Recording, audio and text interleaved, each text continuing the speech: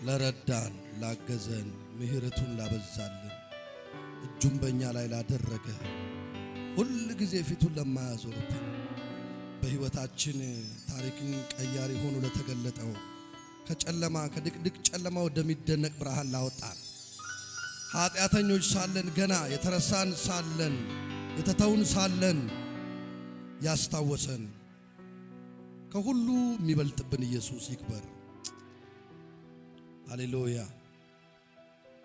እጅህ ይንካን። ሁሉ ጊዜ ተአምራት እንደምታደርገው በእኛ መካከል አድርግ። 20 30 100 አላልክም። አንድም ሁለትም ሆናችሁ ከሁለት በላይ በስሜ በተሰበሰባችሁበት በዚያ አገኛለሁ ያልክ ጌታ በዚህ ስላለ አመሰግንሃለሁ። በእኛ መካከል ስለተገኘ ክብር ላንተ ይሁን። ተናገረን፣ ቃልህን ተናገረን። ፍቃድህን ብቻ በእኛ መካከል አድርግ። በናዝሬቱ በኢየሱስ ስም አሜን። ኢየሱስ ነኝ። ተባረክ። ዘማሪዎችን ባርኳቸው፣ ፕሮግራም የመሩትን ሁሉ ባርኳቸው። የተባረኩ ይሁን። ክብር ለኢየሱስ ይሁን። ሁሉም ሰው እንዲተከልና እንዲሰራበት አሜን። አንዱ ከአንዱ አይበልጥ። ኢየሱስ ጌታ ነው። ስትዘጋጅ በሉት፣ ስትሰማ በሉት፣ በመንፈስ ስማ በሉት። የእግዚአብሔርን ቃል ስትሰማ በሉት፣ በመንፈስ ስማ። አሜን። በመንፈስ አሜን ነው ወይ? ምክንያቱም መልእክት የሚቀበለው መንፈሳችን፣ የሚለወጠው መንፈሳችን። ሰው መንፈስ ነው አላልኩም። ኢየሱስ ጌታ ነው። ዛሬ የእግዚአብሔርን ቃል እናይና ጸልያለሁ። ባለፉት ሳምንታት ያው በቤት በራሴ በብዙ ነገር ቢዚ የነበርኩበት ነው። አሁን ትንሽ አርፍ ያለው። ከዚህ በኋላ በደንብ የማገልገል ጉልበት ይኖረኛል። በደንብ በምንም አይነት መልኩ ጸልይላችኋለሁ። እግዚአብሔር የሚሰራል፣ ታሪክ ይቀይራል። ክብር ለእግዚአብሔር ይሁን። ዛሬ ጥቂት የምናገረው ጌታችን ኢየሱስ ክርስቶስ በሰንበት ካደረጋቸው ሚራክሎች ጋር የተያያዘ ነው። ሰንበትን ታውቃለህ ወይ በሉት። ጎናቸው ያለው ሰንበት የማን ነው በሉት። ማን የሚሰራበት ነው በሉት። እንኳን አንተ በሉት፣ ያልዳኑ ሰዎች እንኳን ሰንበትን ያከብራሉ፣ ሰንበትን ያውቁታል። ክብር ለኢየሱስ ይሁን። የጨለማ ኃይል አሰራ የፈረሰ ይሁን። ቃል ይለቀቅ። ፍቃድህን አሳውቀን፣ ተናገረን፣ ንካን፣ ዳሰን። እንዲሁ መውጣት አይሁን በናዝሬቱ በኢየሱስ ስም። በማርቆስ ወንጌል ምዕራፍ 3 ከቁጥር 1 ጀምሮ ያለውን ቃል ነው የምናየው። ክብር ለኢየሱስ ይሁን። በኢየሱስ ስም አነበዋለሁ። ደግሞም ወደ ምኩራብ ገባ። በዚያም እጁ የሰለለች ሰው ነበረ። ሊከሱትም በሰንበት ይፈውስ እንደሆነ ይጠባበቁት ነበር። እጁ የሰለለችውንም ሰው ተነስተህ ወደ መካከል ና አለው። በሰንበት በጎ ማድረግ ተፈቅዷልን ወይንስ ክፉ፣ ነፍስ ማዳን ወይንስ መግደል አላቸው። እነርሱም ዝም አሉ። ስለ ልባቸው ድንዛዜ አዝኖ ዙሪያቸውን እየተመለከተ በቁጣ አያቸው። ሰውየውንም እጅህን ዘርጋ አለው። ዘረጋትም፣ እጁም ዳነች። ፈሪሳውያንም ወጥተው ወዲያው እንዴት አድርገው እንዲያጠፉት ከሄሮድስ ወገን ጋር ተማከሩ። ኢየሱስም ከደቀ መዛሙርቱ ጋር ወደ ባህር ፈቀቅ አለ። ከገሊላ የመጡትም ብዙ ሰዎች ተከተሉት። እንዴት ትልቅ ነገርም እንዳደረገ ሰምተው ብዙ ሰዎች ከይሁዳ፣ ከኢየሩሳሌም፣ ከኤዶምያስ፣ ከዮርዳኖስ ማዶም፣ ከጢሮስም ከሲዶናም ምድር ወደ እርሱ መጡ። ሰዎችም እንዳያጋፉት ታንኳ ያቆዩለት ዘንድ ደቀ መዛሙርቱን አዘዛቸው። ብዙ ሰዎችም አድኖ ነበርና፣ ስለዚህም ስቃይ ያለባቸው ሁሉ እንዲዳስሱት ይወድቁበት ነበር። ርኩሳን መናፍስትም ባዩት ጊዜ ተደፍተው አንተ የእግዚአብሔር ልጅ ነህ እያሉ ጮሁ። እንዳይገልጡትም በጣም አዘዛቸው። ወደ ተራራም ወጣ። ራሱንም የወደዳቸውን ወደ እርሱ ጠራ።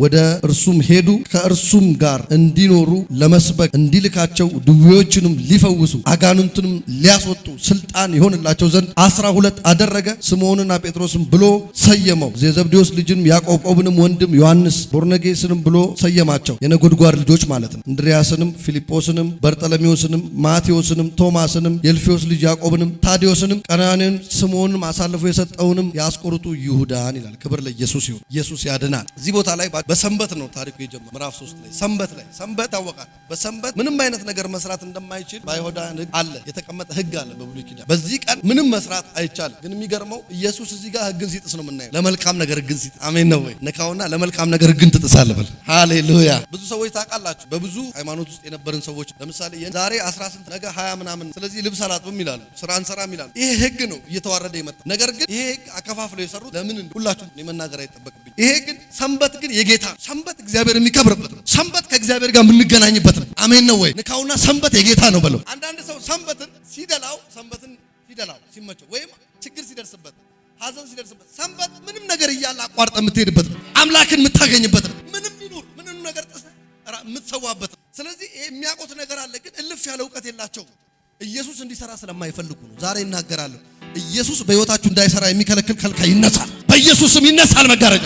ሰንበት መልካም ማድረጊያ ነው። ባይዘ ከመልካም ነገር አንዱ ከእግዚአብሔር ጋር መገናኘት። ብዙ ቦታ ልትሄዱ ትችላላችሁ፣ ግን በጌታ ፊት እንደመሆን ደስታ። ከግብዣ ወደ ግብዣ ልትሄዱ ትችላላችሁ፣ ከሀገር ወደ ሀገር ልትሄዱ ትችላላችሁ። ከጌታ ጋር እንደመሆን፣ ከጌታ ጋር እንደመቆም፣ ጌታን እንደማምለክ፣ ጌታን ወላ ፓራዲያላ ጌታን ከፍ እንደማድረግ።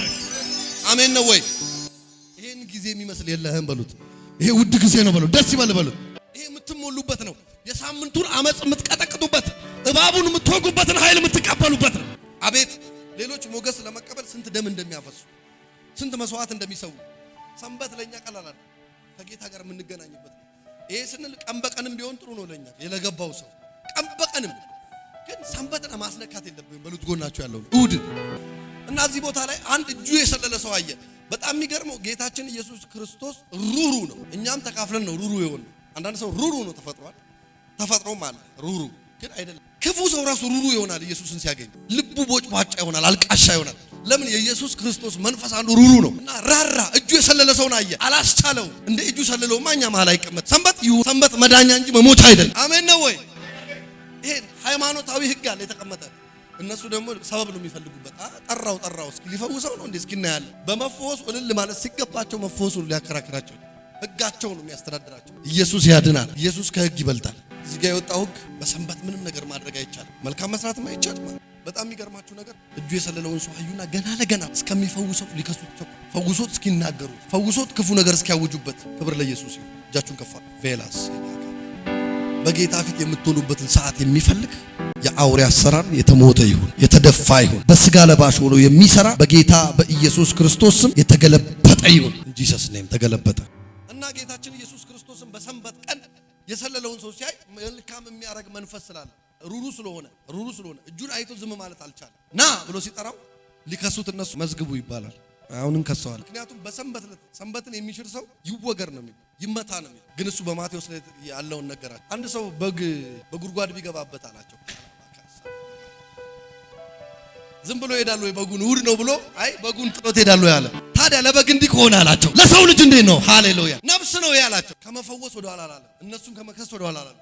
ያ ብቻ አይደለም፣ ሊገድሉት ፈለጉ ይላል፣ ሊያጠፉት ፈለጉ ይላል፣ ክፉ ሐሳብ አሰቡበት ይላል። ቢያስቡበትም እሱ ቀጥሎ ይሄዳል። በጣም የሚገርም ይሄ ቦታ በጣም ብዙ ነገሮችን ይነካካል። ከነሱ መካከል ነው ጥቂቷ ነው የሚሄደው።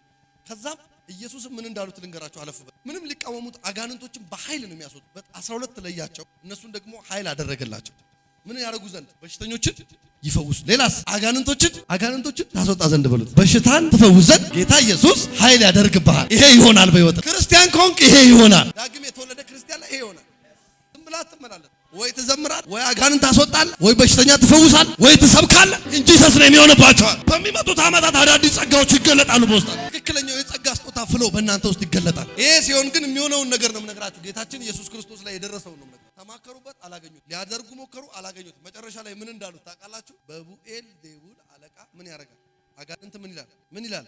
ምን ማለት ነው? በቡኤል ዜቡል በሰይጣን አለቃ ነው የሚያስወጣው። እንዲህ ብሎ መለሰላቸው። መንግስት የራሱ መንግስት ያጠፋል፣ አባሃራብ አያጠፋም። ያጠፋል እንዴ? ሰው ልጁን እንደመግደል ማለት ነው፣ ወይ ወንድሙን እንደመግደል ማለት አይገላል። አንድ ስራ ስለሆነ ለምን አጋንንትን ያስወጣዋል? በጣም የሚገርመው እዛም በኋላ ነው ጌታችን ኢየሱስ ይሄን የተናገረው። እዚህ ውስጥ ደግሞ አንድ መነግራችሁ ሴክሬት አለ። እጃችሁን ከፍ አድርጉ። ክፉ ነገር ብባልም በሉ እቀጥላለሁ። በሰዎች ላይ ክፉ ነገርን አልናገር፣ በአገልጋዮች ላይ ክፉ ነገርን አልናገር። በኢየሱስ ስም ይሆንላችሁ። ጌታችን ኢየሱስ ክርስቶስ በቡኤል ዜቡል ሲሉት እንዲህ አለ። ይሄንን ሶሉሽን ከነገራቸው በኋላ ሰው የሰው ልጅን የተሳደበ ይሰረይለታል፣ መንፈስ ቅዱስን የተሳደበ ግን ምን አይለትም? አይሰረይለትም። እንደውም ክፉ ነገር ያከማቻል ነው። ክፉ ነገር ነው የሚያከማቸው በላዩ ላይ። ብዙ ሰዎች ክፉ ነገር የሚያከማቹት በአንደበታቸው። ጌታ ኢየሱስ ይሄን ጨርሶታል። ይሄ የሚካድ አይደለም። አሁንም ይሰራል፣ ነገም ይሰራል። ሁለት ነገር ነው የመለሰላቸው። መንግስቱን እንደማያጠፋ ሁሉ የሰይጣን መንግስት ቢሆን የሰይጣን መንግስትን አያጠፋም ካላቸው በኋላ እውነት እላቸዋለሁ ሰውን የሰደበ ይሰረይለት፣ መንፈስ ቅዱስ የተሳደበ አይሰረይለት። ብዙ ሰዎች መንፈስ ቅዱስን መሳደብ ሲባል መንፈስ ቅዱስ ብለው ተሳድቦ ያውቃል ሰው? መንፈስ ቅዱስን መሳደብ ምንድነው በሉት ጎናችሁ ያለው። በደንብ ስሙኝ። እዚህ ላይ ሰው መንፈስ ቅዱስን አይሰድም። ያላመነም ቢሆን ምንም ቢሆን ሜቢ በልሳን ሊያሾፉ ይችላሉ አይደል? ያላመኑ ሰዎች እሱን ከባድ አሰራሩን መቃወም፣ አሰራሩን ዲናይ ማድረግ፣ ከልክ በላይ ለአሰራሩ ድንጋይ ማስቀመጥ ፊት ለፊቱ ላይ ይሄንን የተናገረው በቡኤል ዜቡል ብለው ስለተናገሩ ነው። ከታች ይሄን ከተናገረ ይሄን ሐሳብ ሲጨርሱ ይሄን ታገ ሐሳቡን አያይዘን ነው ማየት ያለብን። መንፈስ ቅዱስ የተሳደበ ማለት መንፈስ ቅዱስ አንተ እንዲህ ነህ ብሎ መሳደብ አይደለም። አሰራሩን ከሰይጣን ነው ብሎ ለመፈረጅ መቸኮል ማለት እንዲህ ብሎ ነው። እንዲህ ሐሰተኛ ትምህርት ሐሰተኛ እንትን ነው እግዚአብሔር እኮ ያውቃል። ጠቅ አድርጎ ማንሳት ይችላል። እንደውም ስለ ሐሰተኞች ሲናገር በመጨረሻው ዘመን ሐሰተኞች እንደሚበዙ ይናገራል። ገና እንደውም ከዚህ የበለጠ ሐሰተኞች እናያለን። የሚያስቱ በገንዘብ የሚያረጉ ሁሉ ነገር በግዥ የሚያረጉ ገና ይመጣሉ። ገና ደግሞ እሳት ከሰማይ እስከ ማውረድ ምልክት ሊያረጉ የሚችሉ ግን ምልክታቸው ከእግዚአብሔር ያልሆነ ሊመጡ ይችላል። ትክክለኛው ትምህርት ትክክለኛው መንፈስ ሲገባብን ነው ምን መዝነውና ምን መመዘኑ ግን እንድንናገር ሳይሆን እንድናመልጥ። መንፈስ ቅዱስ መስደብ ማለት ይሄ ነው። መንፈስ ቅዱስ መስደብ ማለት በሉ በአሰራሩ ላይ መናገር ነው፣ በሉ በአገልጋዩ ላይ መናገር ነው። ምክንያቱም ዘመኑ ውሸተኛ እውነተኛ የሚመስልበት፣ እውነተኛ ውሸተኛ የሚመስልበት፣ ሰው ዲዘርኒንግ የመለየት መንፈስ የለም፣ የግሉ የጸሎት ጊዜ የለም። እግዚአብሔር ይርዳን። ስለዚህ ጌታችን ኢየሱስ ይሄን ተናገረ። ወንድሞቼ የምላቸው እህቶቼ የምላቸው የአባቴን ፈቃድ የሚያደርጉ ናቸው። ለእናንተም ወንድማችሁ ያ ነው፣ የሚጸልይ ሰው፣ የሚመክራችሁ ሰው፣ መልካም ነገር የሚያስተምራችሁ ሰው፣ ከክፉ መንገድ የሚመልሳችሁ ሰው፣ ማያማችሁ ሰው። በሰንበት መልካም ማድረግ ተፈቅዷል። በሰንበት ማስታረቅ ተፈቅዷል። አሜን ነው ወይ? ሰንበት መልካም የማድረጊያ የተሰጠን መንፈስ መልካም የማድረጊያ ነው። የተራቡትን ማብላት፣ የተቸገሩትን መርዳት፣ የተጣሉትን ማስታረቅ፣ አሜን። የታመሙትን ጸልዮ እንዲፈወሱ ማድረግ፣ የታሰሩትን ጸልዮ ነፃ ማውጣት። አሜን አሜን።